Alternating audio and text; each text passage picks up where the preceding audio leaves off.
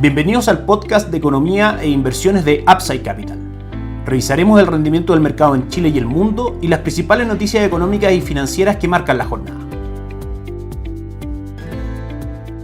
Muy buenos días, ¿cómo están ustedes? Viernes 8 de marzo de 2024, soy Ramiro Galeano, fundador de Upside Capital. Les doy la bienvenida a otra edición más de mercados en Upside Capital. Como todos los días viernes, vamos con el cierre semanal de mercado. Para el mercado local, la noticia más relevante es la publicada hoy en la mañana por el INE, el Instituto Nacional de Estadística, respecto al IPC del mes de febrero, que en su medición mensual crece un 0.6%, por sobre el 0.2% que esperaba el mercado, y bastante en línea con el IPC de enero, que marcó un 0.7%, por sobre las expectativas del mercado también, que estaban situadas en ese minuto en el 0.4%. Ya son 2 meses que la inflación en Chile en su medición mensual marca por sobre lo que el mercado esperaba. En su medición anual tiene un salto bastante importante, desde el 3.8% que llevábamos a enero en medición anual al 4.5% con el que quedamos en febrero respecto a la medición anual. Una mala noticia para la economía, por supuesto, también una mala noticia para la renta fija local, dado que eventualmente con niveles de inflación más altos se dificulta la tarea para que el Banco Central pueda seguir rebajando la tasa de política monetaria a un ritmo agresivo como lo venía haciendo. Por supuesto, vamos a tener que ver cómo reacciona el mercado de renta fija y algunas otras variables, pero por definición no es una buena noticia ni para la economía ni para el mercado local de renta fija. En cuanto a calendario económico internacional, durante esta semana tuvimos varias noticias importantes para comentar. En primera instancia, el día martes se publicó el índice de gerentes de compra del PMI de servicios de Estados Unidos, que marcó 52.3 puntos, mostrando que las expectativas para el sector de servicios, que compone aproximadamente el 70% de la economía norteamericana, está en zona de expansión. Por sobre 50 puntos, el indicador muestra que esa industria, ese sector en específico, está en zona de expansión. El día miércoles y jueves tuvimos comparecencias de Jerome Powell, el presidente de la Reserva Federal, frente al Congreso en Estados Unidos, donde eventualmente el mercado estuvo muy atento a sus declaraciones respecto a el manejo de tasa de política monetaria aquí en adelante por parte de la Reserva Federal. Respecto a eso, destacamos 3 grandes ideas. La primera es que aún la Reserva Federal no está convencida de la definitiva convergencia de la inflación a el 2% en Estados Unidos, de que según sus declaraciones la Fed no está lejos de tener la confianza de que eso va a ocurrir, es decir, la convergencia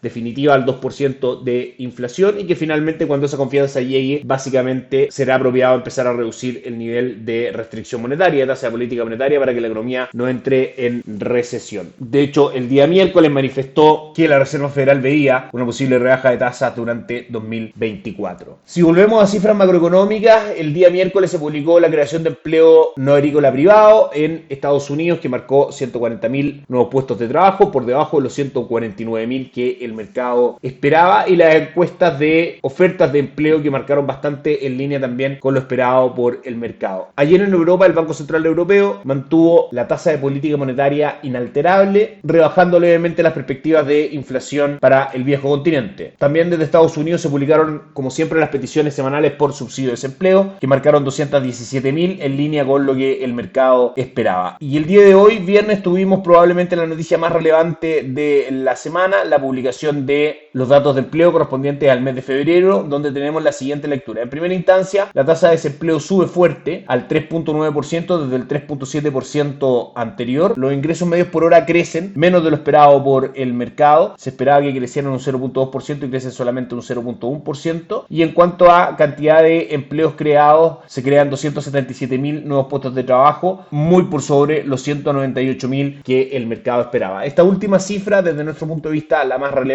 Si uno mira la tendencia finalmente de este indicador desde julio del 2021 aproximadamente a la fecha, vemos que ha manifestado una caída paulatina, que eventualmente es lo que busca la Reserva Federal para poder comenzar el ciclo de recorte de tasa de política monetaria, ver a la economía un poco más débil, y que eso por supuesto permita poder rebajar la tasa de política monetaria sin estar expuesto en Estados Unidos a que existan presiones inflacionarias que puedan provocar algún rebote en el nivel de precios hacia arriba. Vamos con los mercados y activos en sí. Comenzamos Comenzamos por Chile, por supuesto. El dólar ayer cerró en 982,50. Hoy tenemos una fuerte volatilidad en el dólar, específicamente una caída primero en su apertura del cierre en 982. Hoy día tuvo un gap bajista, una brecha, abriendo en 967, es decir, 15 pesos aproximadamente de gap bajista en la apertura, principalmente por la cifra de IPC, dado que el IPC está marcando por sobre lo que el mercado estimaba durante los últimos 2 meses. Eso puede ser un factor para que el Banco Central rebaje menos de lo esperado la tasa de política monetaria, no se recorte la brecha entre tasas de política monetaria de Chile y Estados Unidos con la rapidez que se venía haciendo, y finalmente que el peso chileno no pierda atractivo frente al dólar, por eso que tiende hoy día en las cotizaciones a ganar valor y el dólar a caer en Chile. Por ahora sigue estando dentro de este canal lateral de corto plazo, por la parte superior, como decíamos, en 990 y por la parte inferior en 960. Si vemos una ruptura de 964 durante la jornada, eventualmente podríamos ver objetivos en el precio del dólar en 960. Recordemos que el alza que ha sostenido el dólar durante el año está fundamentada principalmente con este ciclo de recorte de tasa de política monetaria por parte del Banco Central, y si el mercado ve de alguna otra manera que este ciclo podría retrasarse un poco en magnitud,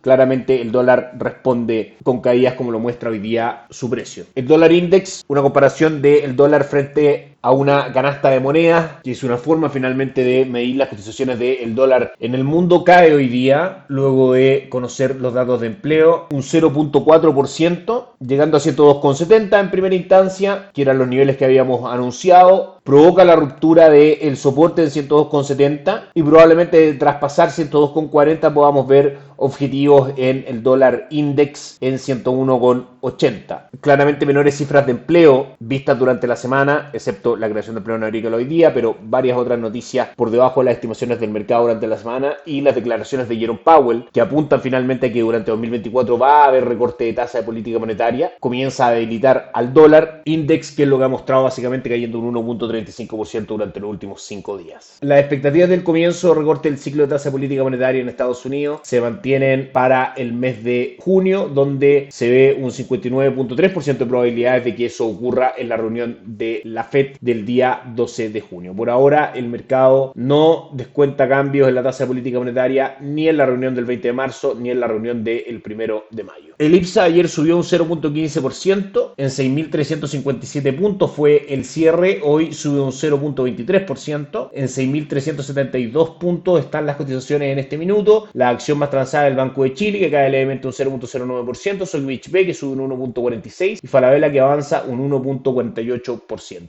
El índice mantiene un retorno durante el año del 2,58% y del 17,42% durante las últimas 52 semanas, y mantenemos nuestra recomendación de inversión para acciones locales a través de los fondos mutuos de acciones locales de Itaú Toesca Chile Equities, y por parte de Principal Capitales Acciones Chilenas. La tasa del bono del Tesoro termina con una caída aproximada de 14 puntos durante la semana. Tuvimos apertura de la semana en 4,21%, cierra en 4,07%, lo que es finalmente una buena noticia para el valor de los bonos, puesto que caída en la tasa, como decíamos, significa mayor valor en el mercado del bono. En este caso, el bono del Tesoro a 10 años, importante índice de referencia para la renta fija extranjera. En Asia, las bolsas rentaron positivo en la jornada de hoy. El Nikkei 225 avanzó un 0,23%, el Hansen de Hong Kong un 0,76% y el índice de Shanghai un 0,61%. En Europa, el retorno es levemente positivo, con el Eurostoxx 600 subiendo un 0,22% y el DAX alemán avanzando un 0,05%. Y Estados Unidos, que ayer tuvo una jornada positiva, subiendo Dow Jones un 0,34%, S&P 500 un 1,03% y Nasdaq un 1,51%. Hoy, a través de la cotización de los contratos futuros de los 3 principales índices bursátiles, podemos ver que hay un buen ánimo bursátil luego de la publicación de las cifras de empleo, con Dow Jones subiendo un 0,05%, S&P 500 un 0,28% y Nasdaq un 0,22%. Eso es todo por hoy, que estén muy bien, tengan un excelente fin de semana, nos encontramos el lunes.